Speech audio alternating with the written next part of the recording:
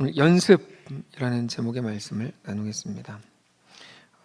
레갑 사람들을 나오는데, 레갑 사람들은 그 절제하며 신앙을 지켰던 굉장히 특이한 그 무리들로 아주 유명한 사람들입니다. 레갑 사람들이 이제 오늘 본문에 나오는데, 오늘 제목이 연습인 거를 보니 그들의 삶은 매일이 연습이었다가 결론이겠죠. 오늘 본문은 이 앞에 나오는 34장, 33장 이렇게 앞에 나오는 여러 장들보다 시기적으로 좀 더 앞에 나온 일이었습니다. 그러니까 앞에 장은 유다의 마지막 왕인 시드기야 때의 일인데, 오늘 본문은 여호야김이라고 되어 있는데 시대적으로는 조금 더 앞선 시대입니다. 1절 보시면 유다의 요시야 왕의 아들 여호야김 때 여호와께로부터 말씀이 예레미야에게 임하여 이르시되, 근데 좀 특이하게 말씀 주시죠. 좀 특이한 말씀을 주세요. 너는 레갑 사람들의 집에 가서 2절 그들에게 말하고 그들을 여호와의 집 안방 한 방으로 데려다가 포도주를 마시게 하라. 이런 겁니다. 저는 술을 한 번도 먹어본 적이 없거든요. 왜냐하면 사실 술을 먹어볼 수도 있었을 건데, 군대에서 먹어볼 수 있었을 텐데 처음에 먹으라 그랬는데 저는 기독교인이라 술 안 먹어요. 그랬다가 엄청 마셨어요. 그때부터 진짜 못 먹겠더라고요. 자존심이 상해가지고 저 담배 안 피는 것 때문에 묶여서 막 입에 막 이렇게 뭐 그랬었거든요. 근데 막 그때 그런 일이 처음에 있다 보니까 당연히 그렇게 더 그랬죠. 근데 만약에 제 아내도 뭐 술을 안 먹었겠죠. 모르겠는데 몰라요. 저는 이런 거 집에 가서 확인하지 않아요. 먹어서 막 확인하지 않거든요. 근데 뭐 그렇다 치고, 근데 저희 집 식구들 예근예한 예인이도 뭐 어디서 먹어봤겠어요, 걔네가. 근데 저희 집 식구들을 데려다가 만약에 뭐 포도주를 먹으라, 근데 포도주를 먹으라고 한 사람이 예를 들면 뭐 총회장님이에요, 우리 교단에. 뭐 그런 상황입니다. 오늘 본문이 레갑 사람들의 집에 가서 그들에게 말하여서 여호와의 집 한 방으로 데려가서 포도주를 마시게 하라, 이거거든요. 그러니까 이게 되게 이상한 본문인 거죠. 왜 이렇게 하시지? 하나님이 예레미야에게 말씀하시니까 왜 이거지? 이 레갑 사람들은 이스라엘 다른 가문들과는 달리 하나님 앞에서 되게 보수적으로 경건하게 신앙을 지켜왔던 그런 가문의 사람들입니다. 원래 이 사람들 겐 족속입니다. 겐 족속 중에서도 이스라엘 땅에 정착해서 살았던 모세의 처남이었던 호밥의 후손들입니다. 호밥은 사사기에 보면 모세의 장인이라고 나오긴 하지만 사실은 모세의 처남입니다. 이제 성경 번역이 조금 이렇게 왔다 갔다 이렇게 되면서 이제 그 부분만 번역이 좀 제대로 현대인의 성경으로 가면 제대로 번역도 있습니다. 그 후손들 중에서 특별히 요나답은 그 시대의 모든 백성에게까지 아주 경건하다 이렇게 알려진 사람입니다. 근데 그 요나답이 자기의 후손들에게 뭐라고 말했냐면, 신앙적으로 지켜야 될 원칙들이 있어. 술을 먹지 마, 이렇게 한 거예요. 그래서 이제 오늘 본문에 나온 사람들이 나오는 건데, 먼저는 나실인의 율법을 따라서 포도주를 먹지 마. 사람들이 포도주를 먹고 마시는 이유는 즐겁고 싶기 때문입니다. 세상에서의 즐거움을 찾고 싶어서 하는 건데, 세상에서 즐거움의 이유를 찾기보다 하나님 안에서 찾는 걸로 우리 가정은 그렇게 정체성을 찾기로 하자, 이게 이제 그들의 가르침이었고, 또 하나 요나답이 했던 두 번째 유언은 집을 짓거나, 이 오늘 본문에 다 나오는 내용입니다. 땅을 사지 못하게 하고 장막에 살아라는 것이었어요. 그렇게 집을 통해서 자연스럽게 편안함을 누리게 될 텐데 그거를 거부하는 훈련을 하게 한 거죠. 천막에 살아간다는 게 뭐 쉽겠습니까? 그러나 그들은 요나답의 유언대로 그렇게 했고, 그 결과 하여튼 복된 삶을 살았다, 뭐 이겁니다. 오늘 본문을 보면 예레미야가 레갑 사람들에게 가서 그것들에 대한 도전을 하는 거예요. 그것들에 대한 도전. 근데 예레미야의 권면에 대해서 그들은 다 거부해요. 재밌는 게 하나님이 말씀하셔서 예레미야는 그들에게 말한 건데, 그들은 자기들이 이렇게 신앙을 지켜왔으니까 그거를 가지고 예레미야에게 거부합니다. 자, 여기까지 이제 궁금하죠. 그럼 누가 옳은 걸까? 막 궁금하시죠? 제발 예레미야가 옳았으면 좋겠다, 막 이렇게 생각하시죠? 예, 제발. 자, 5절부터 보시면 이렇게 되어 있어요. 내가 레갑 사람들의 후손들 앞에 포도주가 가득한 종지와 술잔을 놓고 마시라 권하매 그들이 이르되 우리는 포도주를 마시지 않겠노라. 레갑의 아들 우리 선조 요나답이 우리에게 명령하여 이르기를 너희와 너희 자손은 영원히 포도주를 마시지 말고 너희가 집도 짓지 말고 파종도 하지 말고 포도원을 소유하지도 말고 너희는 평생 동안 장막에 살아라. 그러면 너희가 머물러 사는 땅에서 너희 생명이 길리라 하였으므로 우리가 레갑의 아들 우리 선조 요나답이 우리에게 명령한 모든 말을 순종하여 우리와 우리 아내와 자녀가 평생 동안 포도주를 마시지 아니하며 살 집도 짓지 아니하고 포도원이나 밭이나 종자도 가지지 아니하고 장막에 살면서 우리 선조 요나답이 우리에게 명령한 대로 다 지켜 행하였노라. 그러나 바벨론의 느부갓네살 왕이 이 땅에 올라왔을 때 우리가 말하기를 갈대아인의 군대와 수리아인의 군대를 피하여 예루살렘으로 가자 하고 우리가 예루살렘에 살았노라. 그러니까 예레미야가 포도주를 마시라고 해도 그들을 마시지 않았고 그럼 자기들이 어떻게 살았는지를 쭉 설명을 해요.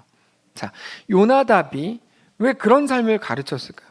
평소에는 여러분 그럴 필요가 전혀 없을 겁니다. 평소에는 모두가 편안하게 자기 삶을 즐기면서 놀고 먹는데 그 죄도 아닌데 레갑자 자손들만 포도주를 먹지 못하고 집을 짓고 편안하게 살지 못해요. 그러니까 세상 사람들이 볼 때 완전 바보죠. 근데 위기의 순간이 오니까 이게 엄청 강력한 내용이 되더라는 거예요. 평소에는 아무것도 아니거든요. 왜 굳이 저렇게까지 해? 근데 위기의 순간이 오니까 엄청 강력한 힘이 되는 거죠. 네. 바벨론이 쳐들어와서 모든 걸 다 뺏어가요. 이 사람들은 뺏길 게 없잖아.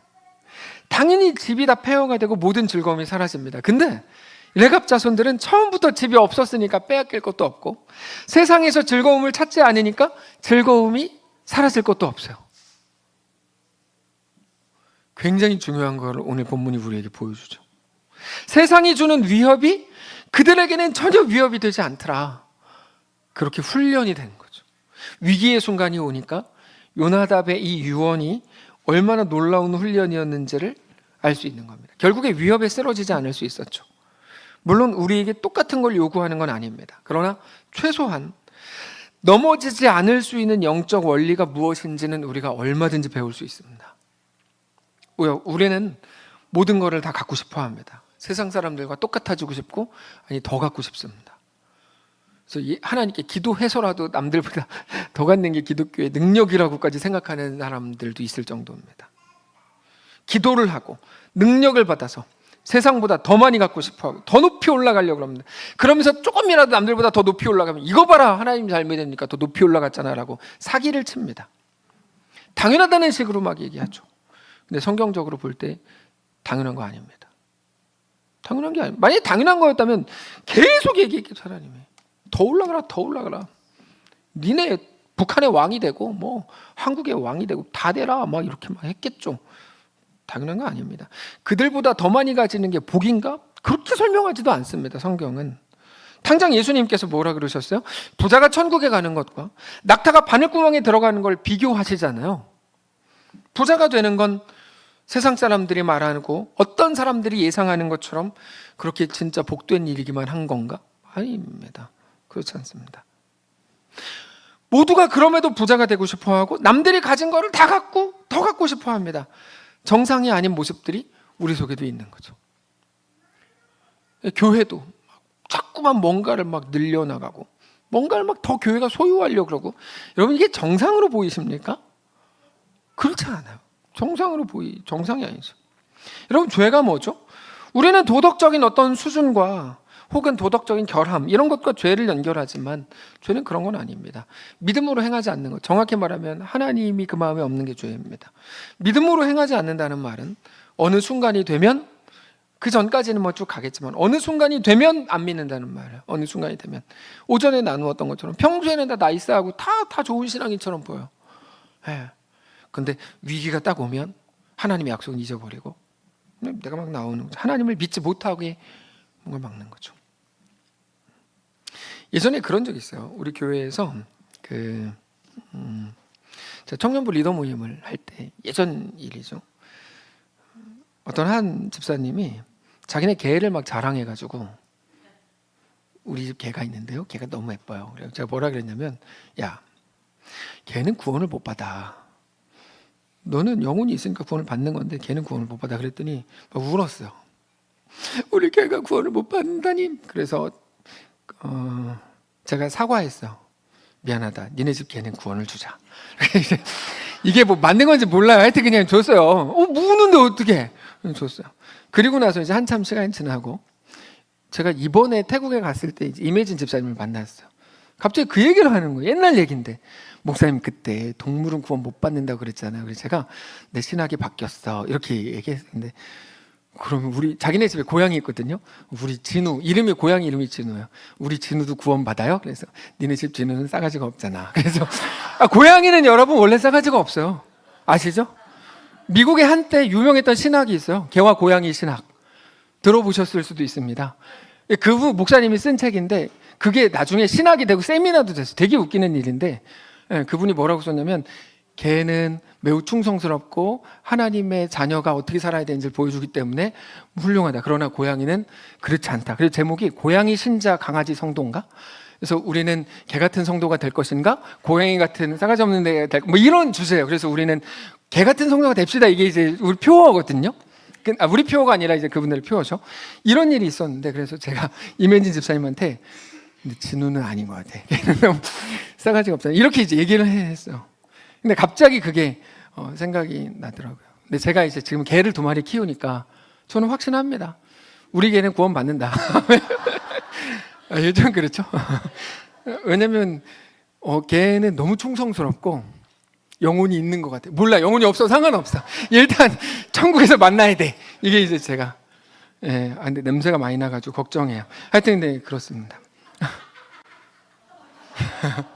왜요? 자꾸 청국장 냄새가 나요. 저희 집 강아지한테. 자, 갑자기 이 얘기 왜 나왔는지 모르겠는데 우리가 믿음으로 행하지 않는다는 말은 어느 순간이 되면 하나님을 못 믿는다는 말입니다.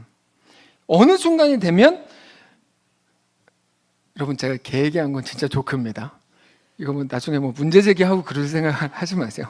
하나님을 믿지 못하게 되는 건데 근데 중요한 건 이거예요. 믿음은 언제나 연습이고 훈련입니다. 여러분 이거 굉장히 중요합니다. 왜냐하면 믿음은 절대로 한 번에 잘하지를 않아요. 작은 것부터 연습해야 되고 오늘 일어나는 모든 일들이 다 연습이에요. 그러니까 이게 우리가 지금 시험 본다고 생각하시면 안 되고 이걸로 결정된다고 생각하시면 안 돼요. 어떤 것도. 믿음은 죽는 그날까지 계속 연습해요. 계속. 오늘 5만큼 연습하면 2만큼 믿음으로 행할 수 있는 거예요. 10만큼 해보면 5만큼 할 수 있고 50만큼 해보면 20만큼 믿음으로 할 수 있어요. 한 번에 100만큼 할 수 없습니다. 늘 오늘의 연습이 필요한 이유죠. 믿음에는 로또가 없습니다. 여러분 기도를 정말 밤새도록 해보세요. 믿음이 생기나. 제가 장담하는데 안 생깁니다. 그렇게 믿음이 생기지 않습니다. 연습밖에 없습니다. 연습을 하십시오. 믿음 연습하는 거 어떻게 하는 줄 아시죠? 믿음을 연습하세요. 모르시는 건 아니시죠?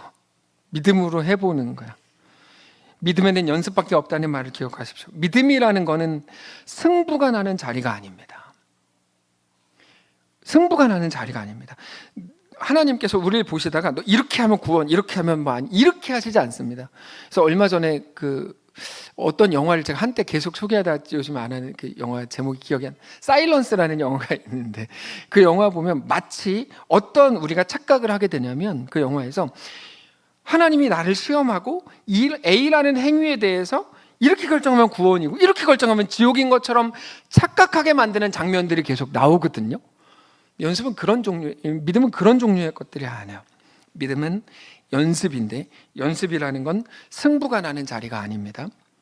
그래서 늘 말씀드리지만 이스라엘 백성들이 가나안에 가기 위해서 홍해를 지나 광야를 거쳐서 가잖아요.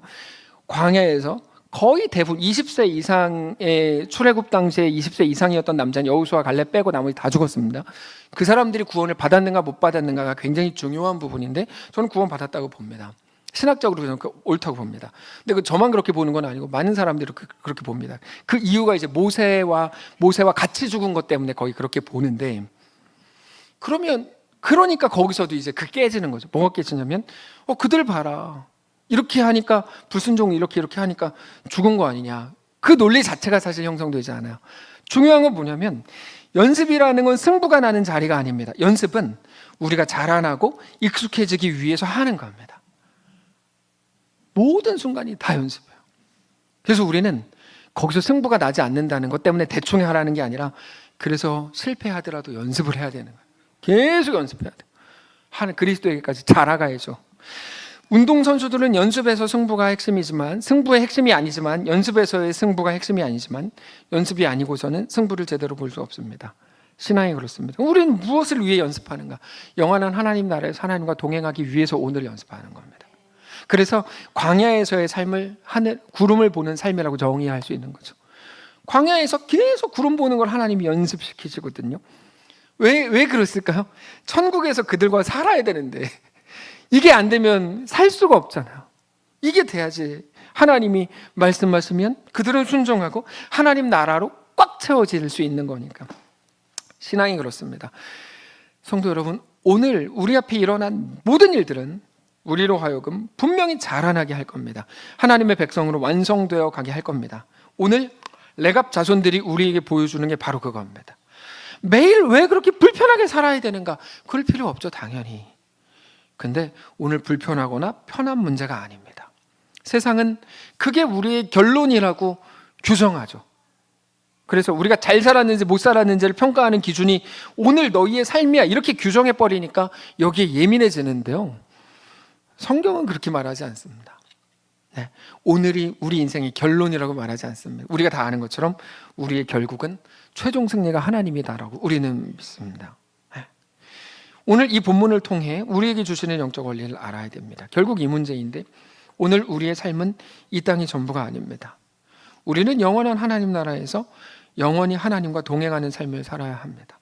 그래서 누가 잘한 거냐, 누가 잘했다 잘못했다의 문제가 아닙니다. 오늘 본문은 우리에게 무엇을 말씀하시는지를 우리가 들어야 할 뿐인데, 오늘 여기서 모든 보상을 다 받으려고 하거나 더 많이 가지려고 하거나 더 잘나려고 하거나 더 높이 올라가려고 하지 마십시오. 그게 우리의 승부가 아니기 때문입니다. 우리가 영원히 거할 자리가 어딘지, 지금 이 땅은 어떻게 거쳐가는 곳인지를 기억하고, 그렇게 우리의 오늘을, 이번 한 주, 우리의 지금의 인생을 주 안에서 즐겁고 그렇게 행복하게 살아가는 우리 모든 성도들 되시기를 주님 이름으로 축복합니다. 기도하겠습니다. 하나님, 매일이 승부처인 줄 알았습니다. 그래서 어떤 걸 얻으면 막 좋아하고 세상 다 가진 것처럼 기뻐하다가 어떤 거에 실패하면 막 한없이 다운되고 못 살겠다 그러고 차라리 이럴 거면 날 죽이라 그러고. 하나님, 우리 오늘의 삶이 승부처가 아니라 연습의 장인 걸 기억하기를 원합니다. 좀 가난하고 이곳에서 하나님 나라 완성하실 것을 믿게 하시고, 내가 원하는 일이 이루어지지 않았고 거기서 하나님은 우리를 얻으실 작정인 것을, 신실하신 하나님이 내 아버지이신 것을 기억하게 하시고, 내가 오늘 모든 걸 얻은 것 같은 그 현실 속에서 그러나 그것이 나에게 기쁨 줄 거 하나도 없고 하나님만 나의 전부인 것을 또 고백하며 무릎으로 나아가는 사랑하는 모든 성도들이 되게 하시옵소서.